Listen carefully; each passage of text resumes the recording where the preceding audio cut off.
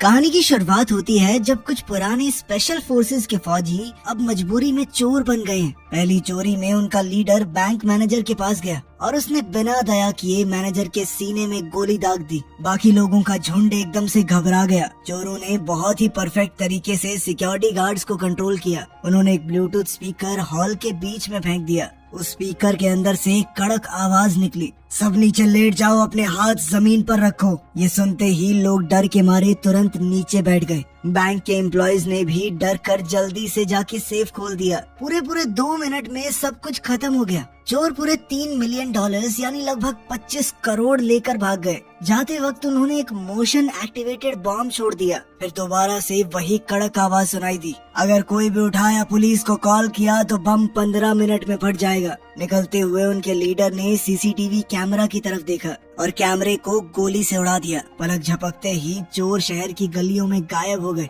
FBI को crime के 25 minute बाद रिपोर्ट मिली। सीन पर सिर्फ एक ही हिंट था, बॉम्ब पर लगा हुआ एक फिंगरप्रिंट, उसके अलावा और कोई सबूत नहीं। सेक्रेटरी जॉनथन समझ नहीं पाया कि इतनी आसानी से चोरी हो गई। उसके बाद भी चोरों ने बैंक मैनेजर को क्यों मार दिया? क्या इसके पीछे कोई बड़ा राज है? ये जानने के लिए जॉनथन सबूत ढूंढने निकला, पर उसके साथी ने बताया कि पुलिस बम ले जा चुकी है। पुलिस इस मामले में क्यों पड़ रही है ये देखकर वो चिढ़ गया। गुस्से में वो पुलिस स्टेशन गया पुलिस चीफ ब्रायन को ढूंढने के लिए और उससे सीधा पूछा कि ये FBI का केस है, इसमें टांग क्यों अड़ा रहे हो तुम, और जो भी सबूत मिले हैं उन्हें मेरे हवाले कर दो। ये सब सुनकर ब्रायन थोड़ा घबरा गया। उसने बताया कि फिंगरप्रिंट जेम्स नाम के एक आदमी का है जो पहले स्पेशल फोर्सेस में था। आज से करीब 5 साल पहले जेम्स और उसकी टीम ने कॉलेज के कुछ स्टूडेंट्स को किडनैप करके फिरौती की मांग की और फिर जब टाइम पे पैसे नहीं मिले तो सबको मार दिया। फिर फौज की एक दूसरी यूनिट गई और उन सभी बागी कमांडोज को मौत के घाट उतारा और अब जेम्स के परिवार में उसका छोटा भाई रेंजर ही बचा है। पुलिस को लगा कि जब जेम्स और उसकी टीम मर चुकी है तो जरूर रेंजर ने ही ये क्राइम किया होगा और किसी हाईटेक टेक्निक से उसने जेम्स का फिंगरप्रिंट वहाँ लगा दिया। पर तभी एजेंट वेल्स खबर लेकर आया कि चोरी के टाइम पर रेंजर को एक दुकान में देखा गया है, इसीलिए हम उसे अरेस्ट नहीं कर सकते क्योंकि एक आदमी 2 जगह पे तो हो नहीं सकता। जॉनथन समझ गया कि चोर जरूर उन्हें भटकाने की कोशिश कर रहे हैं, क्योंकि जिस तरह ये चोर काम कर रहे हैं वो स्पेशल फोर्सेस के हो ही नहीं सकते, क्योंकि कभी भी स्पेशल फोर्सेस वाले अपना फिंगरप्रिंट छोड़ के तो नहीं जाएंगे। या तो ये बेवकूफ हैं या हद से ज्यादा चालाक। एजेंट्स इस केस की छानबीन कर ही रहे थे, तभी फिर से एक दूसरी चोरी हो गई। इस बार चोरों ने बैंक मैनेजर के घर वालों की जान लेने की धमकी देकर उससे बैंक का सेफ खुलवाया था। मैनेजर ने ईयरपीस पहना और बैंक के अंदर गया। मैनेजर ने डर के मारे सब लोगों को ब्रेकफास्ट करने भेज दिया और फिर तिजोरी खोली। काम होता देखकर चोर बैंक की तरफ बढ़े और जैसे ही चोर बैंक में घुसे उनका सामना एक फीमेल एम्प्लॉय से हो गया जो वहाँ से जा ही रही थी। डर के मारे वो अलार्म बजाने जा ही रही थी पर मैनेजर ने उसे रोक दिया। चोर ने फिर से स्पीकर से वही आवाज चलाई और पूरे बैंक को अपने कंट्रोल में ले लिया, पर इस बार उन्होंने पैसे नहीं बल्कि सेफ में रखे हुए कुछ डॉक्यूमेंट्स लिए। और सबसे अजीब बात तो ये थी कि उन्होंने घायल गार्ड को भी ठीक करवा दिया। उस फीमेल एम्प्लॉय से उसकी मरहम पट्टी करवा दी। इससे लग रहा था कि वो बिना बात लोगों को नहीं मारते, तो फिर पहली चोरी में मैनेजर को क्यों मारा? थोड़ी देर बाद ही जवाब मिल गया। बारिश में तीसरा मैनेजर ऑफिस जाने वाला है, तभी एक चोर ने उसकी गाड़ी का दरवाजा खोला, उसे बहुत जोर से बाहर खींचा और गीली सड़क पर फेंक दिया। मैनेजर कुछ समझ पाता उससे पहले ही एक चाकू उसकी गर्दन में घुसा दिया गया। खून धीरे धीरे बारिश के पानी में रिसने लगा। चोरों ने उसकी तकलीफ देखकर भी बिल्कुल दया नहीं दिखाई, मानो उनका कोई पुराना बदला पूरा हुआ हो। बैंक के मालिक जेफरी को पता चला कि उसकी 2 ब्रांचेस लूट ली गई हैं। $3 मिलियन इतने बड़े बैंक के लिए कोई बड़ी रकम नहीं थी। पैसों से ज्यादा उसे डॉक्यूमेंट्स की चिंता हो रही थी, क्योंकि उनके अंदर जेफरी का एक बहुत बड़ा राज छुपा हुआ है। 2 बैंक्स में लगातार चोरी के बाद सेक्रेटरी जॉनथन बहुत परेशान हो गया। उस फिंगरप्रिंट के अलावा चोर कोई दूसरा सुराग छोड़कर नहीं गए थे। उसको सबसे ज्यादा परेशान बस ये बात कर रही थी कि चोर एक बैंक में मैनेजर को मार गए, वहीं दूसरे में घायल सिक्योरिटी गार्ड को भी बचा लिया। ये उल्टा सीधा बर्ताव देखकर जॉनथन सोच में पड़ गया कि जरूर इस केस में कोई तो राज छुपा है जिसके लिए ये चोर इस हद तक जा रहे हैं। इसके बाद जॉनथन ने बचे हुए बैंक मैनेजर से पूछताछ की। उसे लगा नहीं था कि मैनेजर कुछ खास बता पाएगा, पर मैनेजर ने एक नया सुराग दे दिया। जॉनथन ने पूछा कि क्या बैंक का मालिक जेफरी यहाँ अक्सर आता है। मैनेजर ने बताया कि जेफरी एक बहुत ही अमीर आदमी है। उसके नाम पर देश भर में लगभग 3000 बैंक की ब्रांचेज हैं। उसके पास इन छोटी मोटी ब्रांचेज में आने का टाइम नहीं है। हमारी सबसे बड़ी ब्रांच में भी वो साल में शायद 1 या 2 बार जा पाता है, तो इतनी छोटी ब्रांच में आना बिल्कुल भी नॉर्मल नहीं है। पर अजीब बात ये थी कि जेफरी हर रोज इस छोटी ब्रांच में आ रहा था, वो भी बिल्कुल क्लोजिंग टाइम पे। वो खुद तिजोरी को चेक भी करता। ये सुनकर जॉनथन को तुरंत लगा कि इसमें कुछ तो गड़बड़ है। फिर एक कलीग ने हिला देने वाली खबर दी। चोरी किए गए नोटों का सीरियल नंबर ट्रैक करने से पता चला कि वो $3 मिलियन किसी चैरिटी को दान कर दिए गए हैं। इतनी बड़ी जानकारी पुलिस चीफ ब्रायन ने फिर से जॉनथन को नहीं बताई। जॉनथन को इस बात पर बहुत गुस्सा आया। उसने नए एजेंट वेल्स को ब्रायन के साथ मिलकर इन्वेस्टिगेशन करने का ऑर्डर दिया। टेक्निकल डिपार्टमेंट ने एक गोली के ऊपर मिले फिंगरप्रिंट से कंफर्म किया कि ये भी जेम्स का ही है। जॉनथन सोच में पड़ गया कि एक मरा हुआ आदमी जिंदा कैसे हो गया, लेकिन अब तो दोनों जगहों पर ऐसी चीजें मिली हैं जिसमें जेम्स के फिंगरप्रिंट हैं। अब वो सोच में पड़ गया कि उस पुराने किडनैपिंग वाले केस में जरूर कुछ बात होगी। साथ ही जॉनथन ने अपने एक साथी से कहा कि जेफरी के ऊपर अच्छे से नजर रखो और इसका कच्चा चिट्ठा निकालो पूरा। अगले दिन बैंक मैनेजर के फ्यूनरल पर जेफरी भी वहाँ पहुँच गया और उसके साथ ही उस एरिया का नेता भी। 2 छोटी ब्रांचेस के मैनेजर्स की मौत पर इतने बड़े लोगों का आ जाना बहुत अजीब है। जॉनथन के साथ ही स्टॉकवेल ने ये पूरी बात उसे बताई। इस तरह की चीजें देखकर जॉनथन का शक बढ़ने लगा। वहीं ब्रायन मजबूरी में वेल्स के साथ इन्वेस्टिगेट कर रहा था।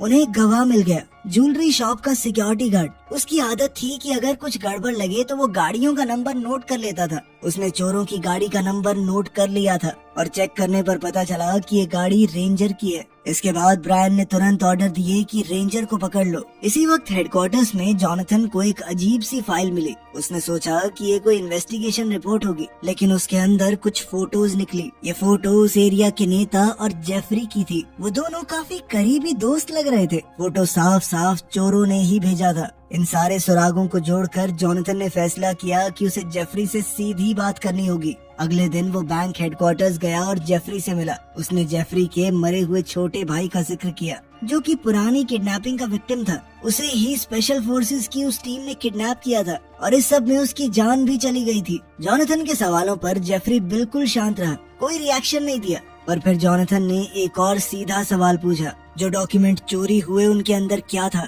ये सुनकर जेफरी का चेहरा लाल हो गया। ये देखते ही जॉनथन समझ गया कि जेफरी का उस छोटी ब्रांच में जाना कोई फॉर्मेलिटी नहीं थी। फिर जेफरी ने गुस्से में सिक्योरिटी बुलाकर जॉनथन को हेडक्वार्टर से बाहर निकलवा दिया।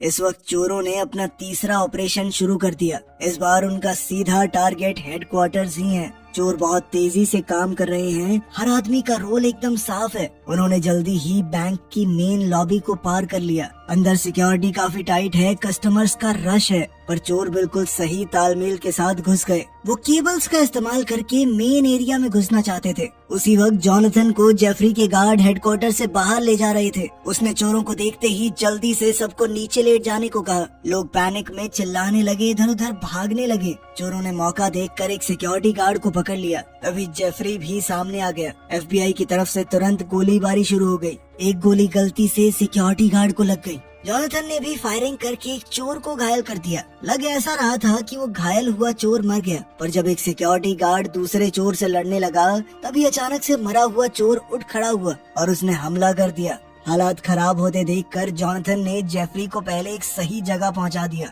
और फिर वापस चोरों से भिड़ गया। लेकिन इस बार चोर उस पर भारी पड़ रहे थे। घायल सिक्योरिटी गार्ड के साथ जॉनथन ही वहां से बचकर भाग पाया। तब तक चोर अपना काम पूरा कर चुके थे। एक लंबी लड़ाई के बाद जेफरी के पास सिर्फ एक बॉडीगार्ड बचा, वो भी थकान से गिरने वाला था। सबसे हैरानी की बात ये थी कि सामने खड़े चोर ने बॉडीगार्ड के ऊपर हमला नहीं किया। शुरू से लेकर आखिर तक उनका एक ही टारगेट था, जेफरी। चोर ने तुरंत बॉडीगार्ड को अपना हथियार नीचे करने को कहा। लेकिन तभी उसके एक साथी ने वहां आकर बॉडीगार्ड के माथे में गोली दाग दी। लीडर उस पर चिल्लाया कि क्या कर रहा है तू, पर इतने में जॉनथन ने अचानक हमला करके उस कातिल चोर को मार डाला और लीडर को बंदी बना लिया। ये देखकर चोरों में से एक ने तुरंत एक फीमेल एम्प्लॉय को पकड़ लिया ताकि इस औरत के बदले वो अपने दोस्त को छुड़वा सके। बाद में दोनों तरफ बातचीत हुई और एक्सचेंज का फैसला हो गया। जॉनथन को पता है कि अगर उसने चोर को छोड़ दिया तो शायद वो खुद जिंदा नहीं बचेगा, लेकिन हैरानी की बात ये थी कि चोर ने अपना वादा निभाया। उसने जॉनथन को छोड़ दिया और अपने साथियों से कहा कि गोली मत चलाना।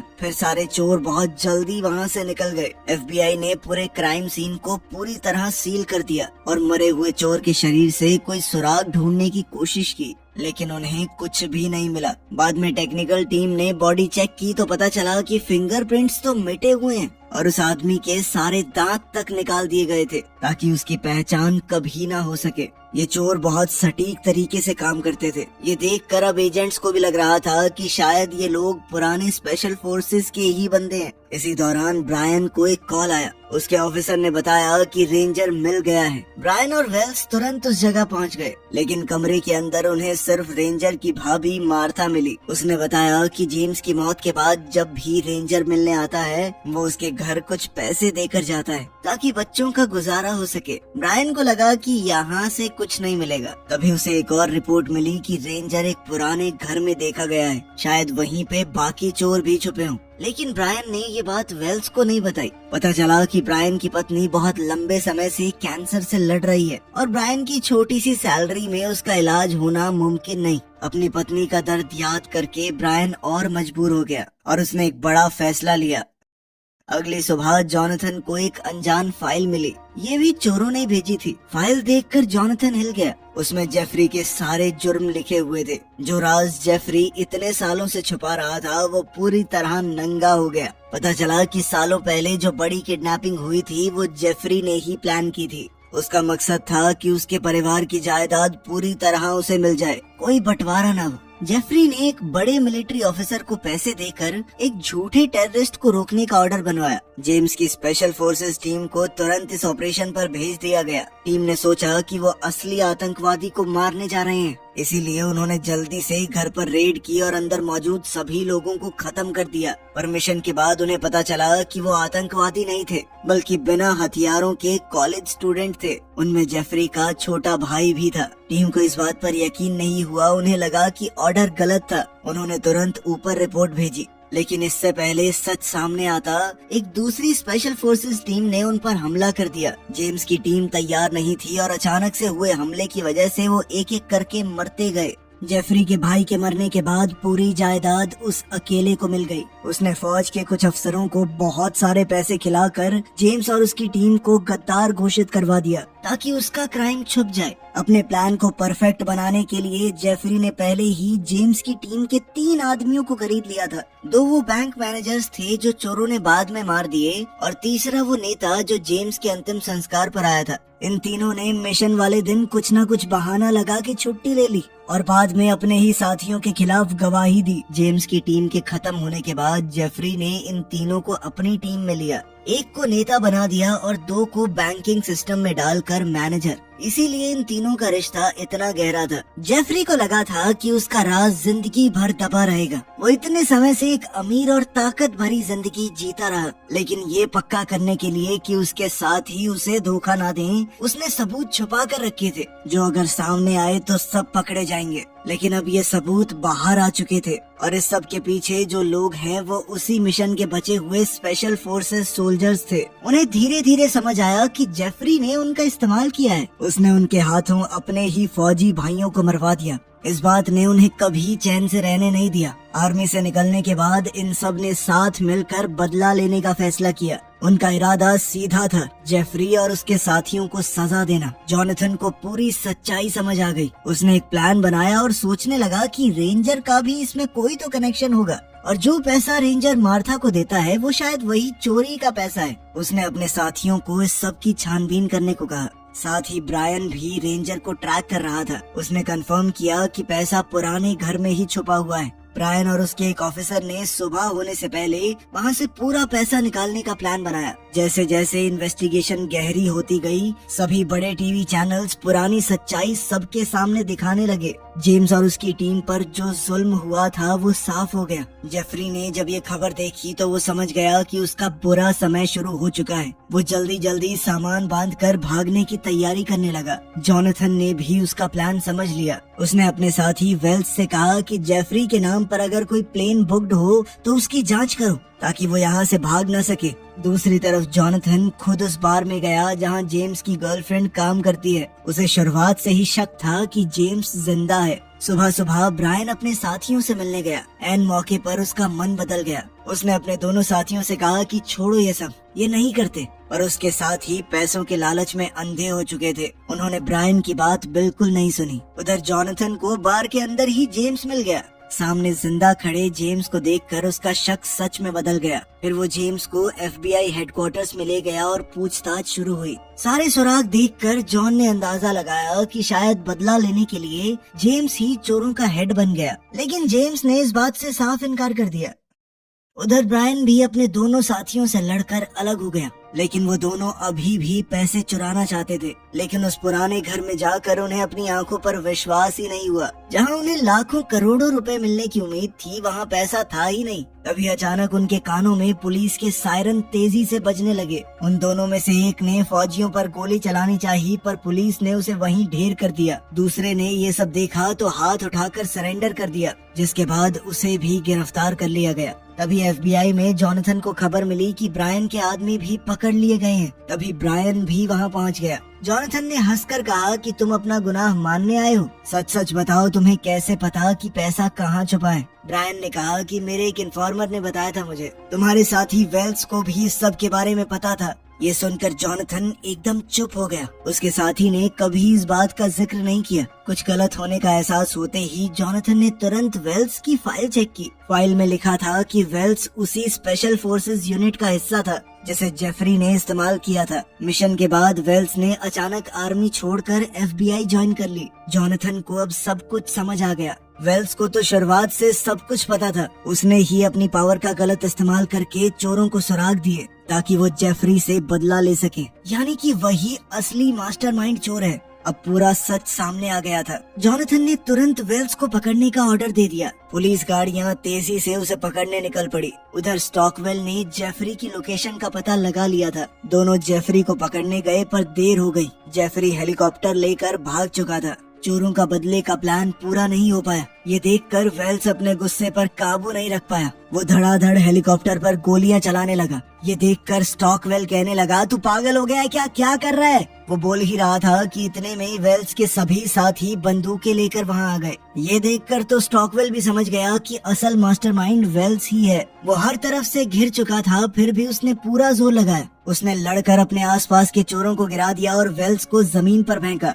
उसके धोखे से स्टॉकवेल को बहुत गुस्सा आ रहा था और वो गुस्से में उसे पीटने लगा। इतने में एक चोर ने राइफल का बट स्टॉकवेल के सर पे मारकर उसे बेहोश कर दिया। इतने में पुलिस की गाड़ियां सायरन बजाते हुए आ गई। जॉनथन दौड़ते हुए छत पर आया, लेकिन अब देर हो गई थी। छत पर सिर्फ एक जख्मी स्टॉकवेल पड़ा था। वेल्स और उसके साथी भाग चुके थे। तभी ब्रायन को याद आया कि उसने वेल्स की गाड़ी में एक मैप देखा था। उसे याद है कि उस मैप में एक जगह पर निशान लगा हुआ था। अपनी याददाश्त से वो उस जगह पर पहुंचा। वहाँ पर वेल्स पैसा शिफ्ट कर रहा था। ब्रायन को देखकर वेल्स ने कहा कि यहाँ से चले जाओ चुपचाप। जब ब्रायन वहाँ से नहीं गया तो वेल्स ने गोली चला दी, लेकिन वो ब्रायन को यूं ही छोड़ नहीं सकता था। उसने खुद पुलिस को ब्रायन की लोकेशन के बारे में बता दिया और फिर जेफरी को ढूंढने निकल पड़ा। जॉनथन भी उन्हें ऐसे ही छोड़ने वाला तो नहीं था। कुछ महीने बाद उन्हें मेक्सिको में जेफरी का पता लग गया। जॉनथन को यकीन था कि वेल्स भी यहीं होगा। वो अकेला ही उसे ढूंढने निकल पड़ा। जब दोनों दोबारा मिले तो जॉनथन की आंखों में वेल्स के लिए दया, गुस्सा, दर्द सब कुछ मिला हुआ था। वेल्स ने जॉनथन को बताया कि इतने सालों से हम अंदर ही अंदर मर रहे थे। उस मिशन वाले वक्त मुझे लगा था कि कुछ तो गड़बड़ है, लेकिन एक फौजी को अपना दिमाग बंद करके सीधा ऑर्डर्स फॉलो करने पड़ते हैं, यही हमारा फर्ज है। लेकिन उस दिन की हुई गलती ने मुझे कभी चैन से सोने तक नहीं दिया। जब उनका मिशन आगे बढ़ा तो वेल्स के दिल का डर और ज्यादा बढ़ गया। आखिर में सिर्फ जेम्स जिंदा बचा था। जेम्स की आंखों में डर देखकर वेल्स को पूरी तरह यकीन हो गया कि उसका शक बिल्कुल सही था। उन सबको ऊपर वाले लोगों ने इस्तेमाल किया था। सच जानने के बाद वेल्स और उसके साथियों ने जेम्स की लाश उठाने का नाटक किया और कम से कम उसे बचा लिया। लेकिन बेचारे जेम्स के पास जिंदा रहकर भी बचा क्या? वो अपनी पहचान तक खो बैठा। जो आदमी अपने देश के लिए जान देने को तैयार था, वो अब अपनी जिंदगी अपने ही देश में छुप कर गुजार रहा है, जबकि वेल्स और उसके साथी अपने ही दोस्तों को मारने के दर्द के साथ जी रहे थे। ये पूरी दर्दनाक कहानी रचने वाला जेफरी ही था, इसीलिए उन्होंने बदला लेने का फैसला किया। इस पर जॉनथन ने उससे पूछा कि उन बेगुनाह लोगों का क्या जो इस सब में बिना वजह मारे गए। जॉनथन की आवाज वेल्स के कानों में गूंजने लगी। ये सुनकर वेल्स टूट गया और बोलने लगा कि मेरा सिक्योरिटी गार्ड को मारने का कोई इरादा नहीं था, वो तो बस हो गया वहाँ पर, हमने उसे बचाने की कोशिश की थी। खैर फिर वो दोनों इस बात पर लड़ने लगे कि जेफरी को मारना चाहिए या नहीं। आखिर में जॉनथन ने कहा कि मैंने एक बार तुम पर भरोसा कर लिया, तुमने मुझे धोखा दिया, मैं एक बार फिर से तुम्हारे ऊपर भरोसा कर रहा हूँ, इस बार मुझे पछताना ना पड़े। ये कहकर जॉनथन सीधा जेफरी की तरफ बढ़ा। जेफरी को अपने किए का कोई पछतावा नहीं था, बल्कि वो तो अब भी घमंड से हंस रहा था। जेफरी को अब भी ये समझ नहीं आ रहा था कि उसके साथ क्या होने वाला है। उसे लगा कि मेक्सिको आकर वो सेफ हो गया। उसने जॉनथन को धमकी दी कि अगर तुमने मुझे नुकसान पहुंचाया तो तुम भी एक गुनहगार बन जाओगे। लेकिन जॉनथन को इससे कोई फर्क नहीं पड़ा। उसने अचानक हमला करके जेफरी के पेट में चाकू घोंप दिया। लोग ये नजारा देखकर भागने लगे। जेफरी के बॉडीगार्ड ने अपने बॉस को घायल देखकर बंदूक निकाली, लेकिन वेल्स ने पहले ही उसे देख लिया और गोली मार दी। फिर जॉनथन ने अपनी बंदूक वेल्स पर तान दी।